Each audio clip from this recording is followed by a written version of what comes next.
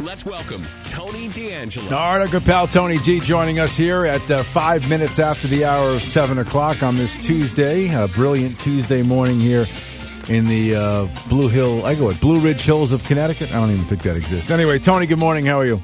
Good morning, Lee Elci. Proud to be among you. Proud to be among everyone. All right, so it went viral as expected, your 20 questions for Ned on the Twitter. Folks, if you haven't seen that, go back and find Tony D's Twitter handle. Tony, what is that again for everybody? At Tony D'Angelo 7. All right, look that over, and you can see that list of 20, and we're going to revisit number 13 right off the bat, right? We are, and I'd like to go back and do that. And, in 2022, Lee Elci, straws continued to break camels' backs. And what pushed me over the edge this week was a picture of our fearless leader, Governor Ned Lamont, posing with a Christmas tree in the Capitol. And the only thing I can think of, there's an old vile and odious gag, a PR gag in politics and things like that everything is wonderful, everything is great, a great future awaits us, let's do some ingenue type thing. Now, I'm going to be very clear on what I'm going to say. I am not calling Ned Lamont Hitler, okay? I've never thought that was a great characterization of him. I thought Al Capone or something like that. He's a racketeer. That's basically what he is. He's a con man. But the gag that when Germany was getting beat in the war, they would always show color movies of Hitler in the Alps with his family, and isn't wonderful, and this is what Germany's going to be like. And it is the total big sham diversion. And I looked at this and said, these people really have got to be, they kid us. They want us to think things are great. And it just got me very, very, very, very angry with the wretched problems we have in the state. We have Ned looking at a Christmas tree. And I just had to get that off my chest. Of course. Of course. Sorry. Go ahead. I get it. Anyway, but we looked at my 20 questions. We looked at my question number 13, which I'd like to revisit again today, that Ned had lied to the media that Advanced CT was the rebranded Connecticut Economic Resource Council. But, we have hard documented federal evidence to the contrary. Why did Ned lie this way? And we came to the answer to that question last week. We had pulled a shakedown of Advanced CT and the Connecticut Economic Resource Council, and we found out that Advanced CT was set up within a 2-week period. I'm still on the floor. I haven't seen that in 40 years. To set up the McKinsey Corporation to run COVID counseling, because that's where Ned ran his actually it was the Connecticut group for running over the COVID parameters. Now, if we look at this is the 2 sets of book scam, which has gone on forever. Whenever there's 2 of anything, you've got to be very, very, very concerned, and something's happening. And basically, it is a prima facie, as they say in the Latin, fraud. If somebody in the private sector had done this, they would be thrown in jail. Think about it. I was thinking about this earlier this morning. Martha Stewart did the exact same thing 20 years ago. She had claimed that a stock she had purchased was not inside information, and she did her best to paper over everything, and this isn't the case, and it was clear that it was. And she spent 6 months in a federal penitentiary. Ned skates, which gets me very, very angry. But it is this way of using the McKinsey Corporation and not telling the citizens in Connecticut that you're using the McKinsey Corporation. A little background about McKinsey. They started in 1926 as a white shoe management consulting company, and they've been hot with scandals the past 20 years or so. Enron, the Galleon Group, Valent, Saudi Arabia, you can look at that. And we looked last week about how a large chunk of public money was laundered by the state through Advanced CD, through our should-be-abolished corrupt Department of Economic and Community Development to pay McKinsey. And we also show how $1 million was coming out of the state into Advanced CT. That is to me, the classic fee payment. In December, all the firms are running around looking to get paid. They got paid $1 million in 2020. Now they're looking to get paid $1 million in 2021. And we looked at the McKinsey game. It's information control, it's command, it's population control. They are big on the vaccine passport, and they're mercenaries. They get the job done, and that's basically what they are. As you know, as the people who were interviewed on Fox said, is we're pragmatists. We really don't care. We are getting paid to do what and we really don't care what the human cost is. Now, to be clear, the state of Connecticut is getting their information or their marching orders or what they need to do from McKinsey. Now, of course, the citizens don't know that, and it's kind of like a puppet command and control, and the power of McKinsey is being used. There really is, like we talked about last week, Ned Lamont or Andrew Cuomo or Phil Murphy, these aren't the most imaginative people in the world. They need to be prompted and told what to do, and they carry it out because they're essentially that they know that much. So the issue really, I mean, there's tons of issues that got me, but we talked about how McKinsey really was the originator of lockdowns and the Uyghurs in China, and they were kind of a facilitator of the Uyghur genocide because they had set up, they were consulting to a drone factory there. They had their retreat there, and it's basically they have a management model that they use anywhere they go. And this is something. Connecticut is always very good about, this is like our little state, and national things don't shall we say, impact us here, and we're self-governing, and we believe in our own destiny. So something happening ugly far away that doesn't hurt us. I was talking with the good folks whom you've had on about keeping local zoning, and the thing I tell them, and we talked about it on this show, is that this is a far-reaching effort, far beyond anything. It's not some little local thing. They want you to think that. And now we're starting to see more of it as far as things coming out in the news and things like that, and articles. I was talking about this over the weekend. I said, well, it goes a lot uglier, and it's a lot deeper than what you're saying. But basically, there are some moneyed interests who are, far beyond Connecticut, who are just using Connecticut and other states to get their objective done. Now, if you look at McKinsey, and the scandals are just absolutely unbelievable. McKinsey did a lot of work for the FDA on tracking and tracing, and this was conflicting with its work for what was happening with the opioid manufacturers. We're going to get to that in a moment. McKinsey's only allegiance is to capital, and there's multiple stories. This one caught my eye, and I have to add this little gem. In 2020, McKinsey and Boston Consulting Group and PricewaterhouseCoopers were caught in a scandal in Angola. The firms coordinated with Isabel dos Santos, the daughter of an African nation's former president, to launder state funds in an effort to give her billionaire status. Santos received state funds through shell companies and later transferred them to tax havens. McKinsey's and other firms advised her along the way. Now, of course, we in Connecticut, us little kind of Yankee bumpkin people, we don't know anything about, Cayman Islands or transfers or funny money or things like that. I mean, this is just kind of how the game is played.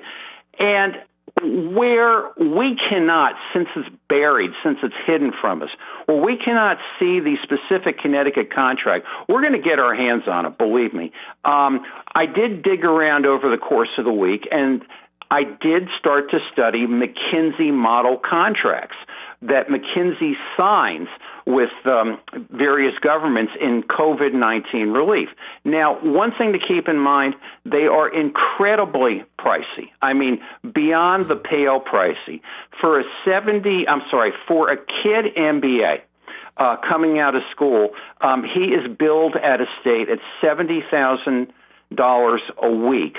And it's like, well, why do we even bother to have a government, for crying out loud? And they are in possession to do what, Tony? Well, to do COVID consulting, to do MBA analytics. Jesus. $70,000 a week? $70,000 a week. Okay, I'm sorry. I didn't mean to interrupt you, but I just wanted to... No, it's staggering. And I mean, why do we even bother? I mean, for crying out loud, it's amazing to me. And what got me the most, Lee Elci, only because maybe I work in this business, there's something called the McKinsey tools. They don't really tell you what they are. You kind of have an idea. It's the things that we've been seeing, the data management, the influences and things like that. But what really got me was their confidentiality clause, which is if you are Connecticut or if you are a state, and you're signing a contract with McKinsey, they say to you, you cannot disclose that you're using us. Now, ain't that interesting? There's you and there's me, and let's just say you're bigger than me. And if I kind of feel that, my consultant is screwing me, but I can't tell anybody about it. And think about the fun they can have with that, where they can play both ends against the middle, but I can't come out and say, well, I'm using these people. Are they doing right by me? It's absolutely insane. Now, they are in their McKinsey tools. You do find out that these things that we've heard. One concept they have is called re-engineering, and they modify that to reimagining. How many times have we heard, reimagining policing? Well, Ned Lamont didn't come up with that. Andrew Cuomo didn't come up with that. Another thing they have is legitimizing, and that has been sort of boiled down into messaging. Again, they're mercenaries. They get the job done. And they've been very, very good at weakening the middle class because they've suggested to corporate America hire consultants and things like that. And it is amazing to me.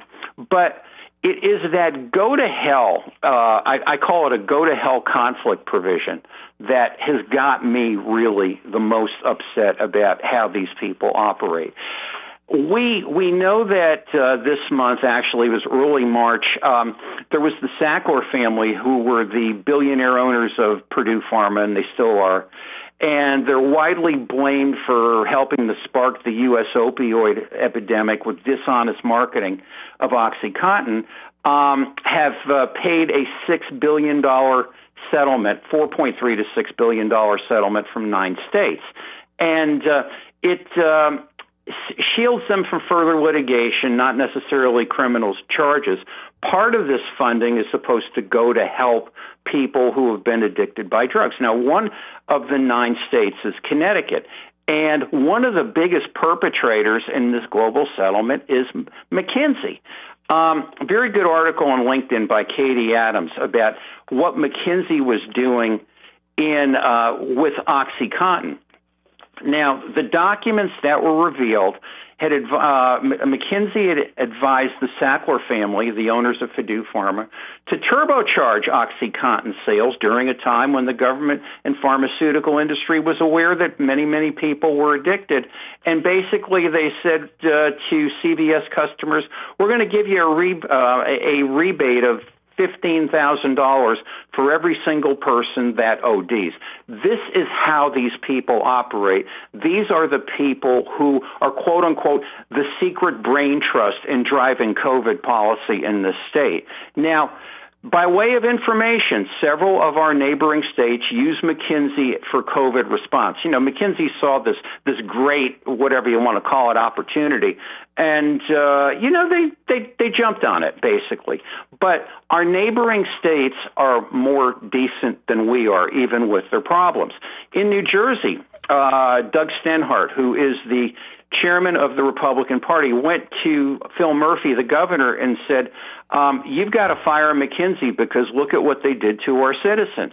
And Phil Murphy, who's, Goldman Sachs guy and basically, he's not real. Basically, a beanhead. He's not really doing much with it. Now, Massachusetts, the General Court of Massachusetts went to Charlie Baker, and there's a letter that they wrote in July 26, 2021, saying it is inexplicable that your administration would reward this firm with additional contracts after what they've done to residents of the Commonwealth. And after all the pain this firm has inflicted upon Massachusetts families, it's confounding that your administration would task McKinsey and Company with doing COVID-19 metrics, actually. But there they have, free disclosure. They don't bury McKinsey in nonprofits. Now, not to be undone, Bill Tong, our Attorney General, wrote a press release on March 3rd saying that, we got the bad guys and we're going to be doing this, we're signing on to the settlement. And Bill Tong says, we're going to take this money, which I think is contrary to the intent of the settlement, and set up, of course, Connecticut, the solution to everything is a program. We're going to set up, opioid clinics and, means of education. The state of Connecticut gets $7.5 million for the effects of McKinsey in this particular settlement. So here's Bill Tong coming off as a giant slayer. I killed McKinsey, but that same giant that, he claims to slay is the same giant that's actualizing COVID against the citizens. I mean, we're not even supposed to know that McKinsey is operating in the state, which is, this is just typical, so much typical of how things are done in Connecticut. They buried it in a nonprofit organization. And I'm just sitting here last night and I'm thinking, how badly are we compromised in this state? We have a Department of Public Health that really isn't paying attention to any of this. We have McKinsey operating against us one way. Then the state comes out and says, well, hey, McKinsey's, we killed McKinsey. We're keeping everything safe from all. But yet they're still paying McKinsey to do COVID. I mean, Lee Elci, I don't know whether to laugh, cry, scream, or throw up. It's like, and here we are in a legislative session. I saw the other day in the Hartford Courant.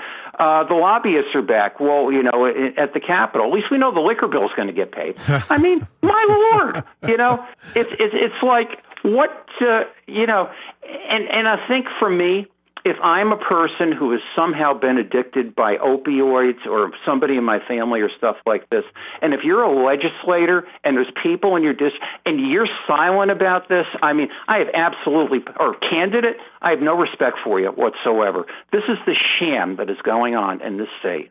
Who makes the ultimate decision to bring on a group like this? Is it Ned Lamont? Is it his decision? Well, Ned had executive powers, so he did it all under cloak and dagger. And then he turned to the world and said, well, I've rebranded this group to do, business development, and essentially committed fraud upon all the citizens.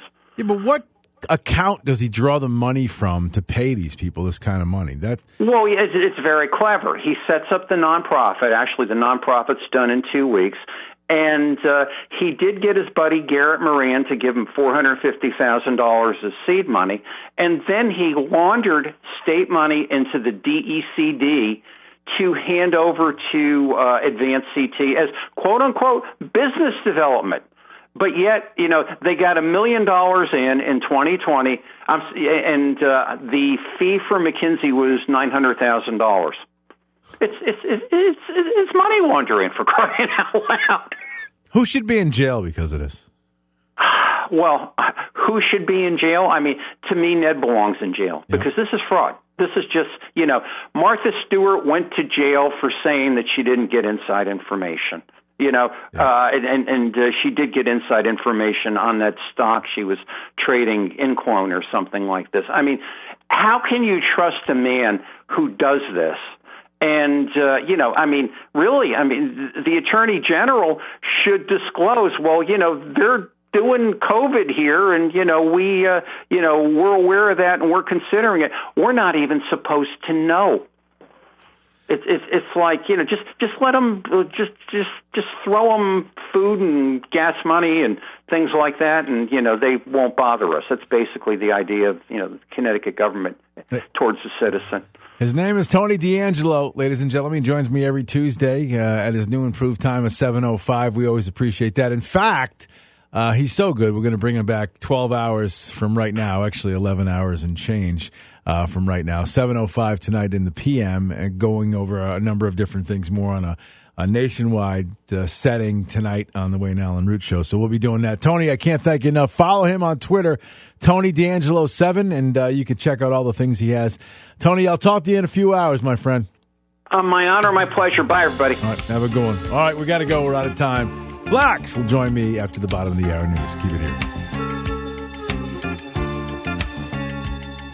It's spring again.